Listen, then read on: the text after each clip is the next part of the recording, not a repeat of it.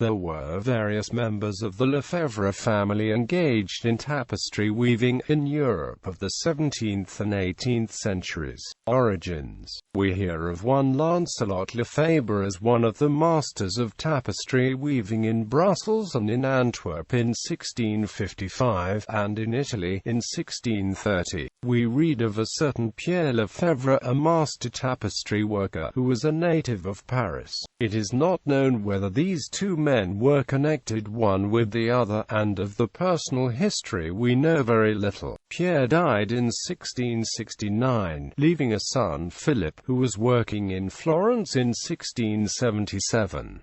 Pierre Lefevre. In 1647, Pierre was attracted by some offers made him on the part of Henry IV of France, and left Florence for Paris. There he received considerable emoluments, was styled tapissier to the king, and provided with a workshop in the garden of the Tuileries. He is known to have gone back to Florence in 1650, but to have returned to Paris 5 years later. He probably lived in Florence for about 10 years, returning there for the last short period of his life. His son Jean, who came with him, does not appear to have ever quit France, and he had the single honor, on the establishment of the Gobelin factory, of directing with Jean Jans the high war plumes. Jans was a Flemish weaver, but had come to Paris to work in the royal buildings in 1654, and he had charge of the largest workshop of the new factory, giving employment to 67 weavers, exclusive of apprentices.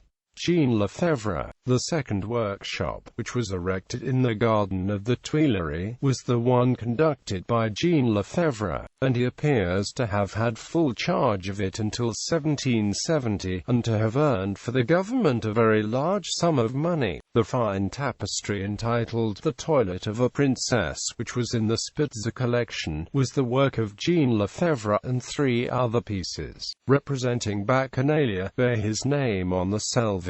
One of his major works was entitled The Toilet of Flora, a sheet of tapestry now preserved at the Garde Meuble. Cardinal Mazarin possessed one of his hangings entitled The History of St. Paul, and he was probably largely responsible for the 2 series entitled The History of Louis XIV and The History of Alexander.